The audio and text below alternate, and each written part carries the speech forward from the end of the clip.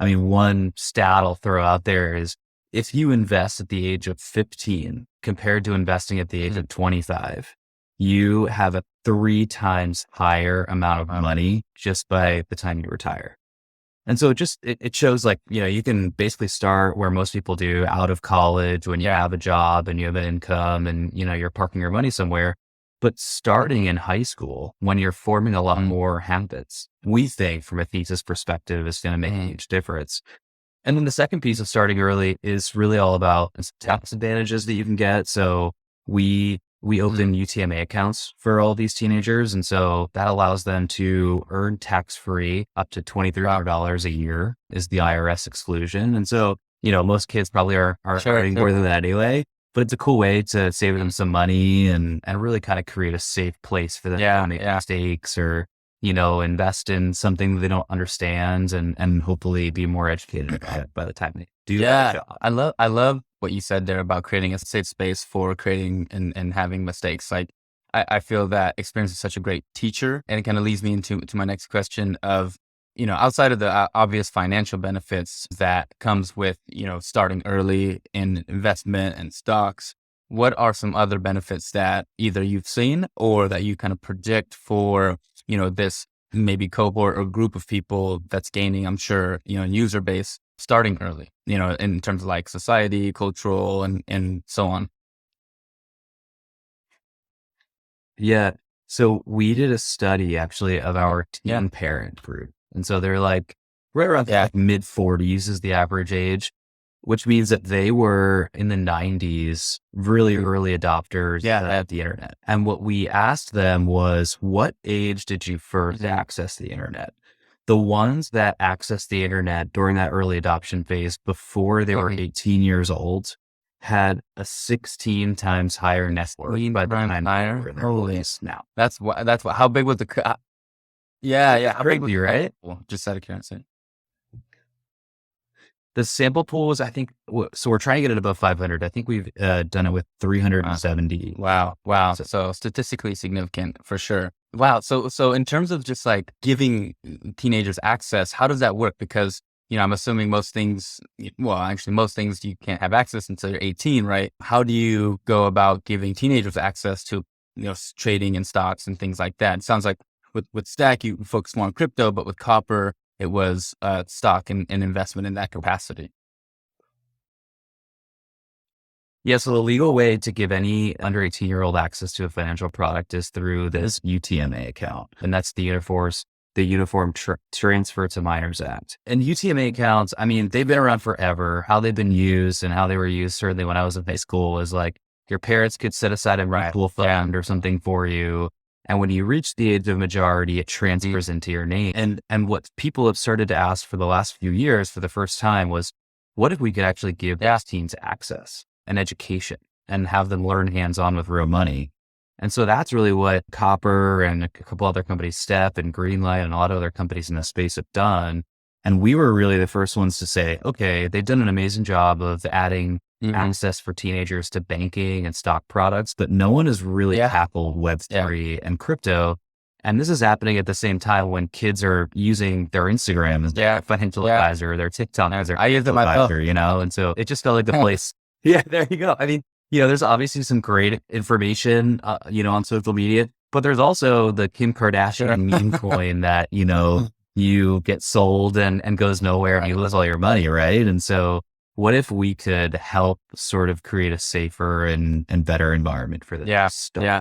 Tell us a little bit about the education component. Where are you investing in the education? Is it simply, how to, and what is the process and mechanism, or is it more detailed on like, these are the mechanisms of trading in stocks and Web3? I always feel like for me, just before you answer the question, giving someone who's younger actually as much information as possible for them to kind of absorb and then, figure out through experience is, at least for me, was the best way for learning and progressing quickly.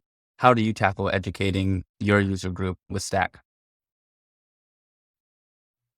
Oh, I totally agree. I mean, the really high level takeaways that we've learned about teenagers and how they learn is, number one, unsurprisingly, rewarding them in real dollars to educate themselves makes a difference, right? I mean, So the first form of our app, we put out honestly like very underwhelming educational content.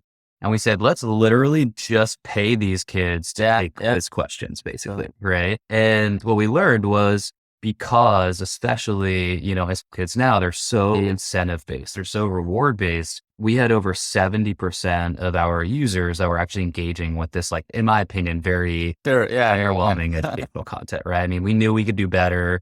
We knew that we could make it more engaging, and we were really just testing whether this reward behavior worked. So that was step one, was like, okay, this reward behavior works. And there's plenty of other companies that have sort of done some level of this.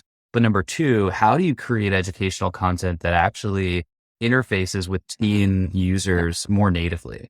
And so that was making it look a little bit more like social media content, right? Really bite-sized information, something that they could swipe their way through and just get one really quick lesson, maybe once a day. And so doing a little bit of that mixed with each other, we do educational reels, almost like Instagram reels that teach you one concept. And then we have a very, very short quiz at the end. That's like 3 questions, and you can earn real free crypto every single quiz that you take. And if you take a quiz every single day on our app, you actually get the app for free. Wow. So typically it's, so many things there with the incentive base and with creating kind of a social media user experience. How has that user experience been successful? I'm assuming it's been extremely successful. And tell me a little bit more about the traction that you're gaining now that you're kind of, it sounds like you've created a really strong, solid product. You've gone through a lot of adaptation and iteration. And now it's time for growing, and I'm sure adding new products. What kind of traction are you facing now? Yeah, so we stayed in private beta for a significant amount of time, and that was really because, a lot of teen products, they're very cyclical, probably unsurprisingly. They follow a school calendar, and so we sort of knew we had like this go back to school period, which is coming up right now, right? And we said to ourselves, if we can spend some time just incubating what kids care about, how to get them to engage in this sort of hybrid environment where one, they can just trade crypto whenever they want, right? They have their parents co-sign the account. Their parent is also attached, and the parent can decide if they want to approve certain things or if they want to give their kid the keys. And then there's this educational platform that ties into it all and says, hey, you basically are going to pay this monthly fee for trading. There's no volume cost. There's no deposit cost. There's no other fees. And that fee turns into a free platform the more you educate yourself. And so it literally incentivizes education. And it's taken a while just to even get to that level of our platform. I think we still have so much to learn about how we educate users more effectively. I really want to do time learning, where you can tell someone what Bitcoin is the second before they buy it, So I think there's some to-dos there, but we get smarter every day. And just to give you some traction numbers, we had a wait list of about 6,000 users, and then we had a subgroup of that 6,000 that are using the app right now and teaching us a lot about where there is engagement and where we can get better. And then of course, parents too, parents attaching themselves to those teen accounts is a whole nother, part of our battle. And then we'll open up probably like late September of this. Nice too. Wow. That's incredible. And so just to clarify a little bit for the platform experience, is it that they have to educate first and then they can trade? And then also, is there always an approval process for a parent? Are they always involved? What's the typical like user experience if I'm, a teen signing up for this platform or convincing my parents over dinner saying, hey, I swear I can, I want to trade in crypto. I think I know more than the average person, get me on this platform and then, I'll make all this money. Yeah, it's all up to the teen-parent relationship. So parents, obviously can access all the same parts of the platform as the teen themselves.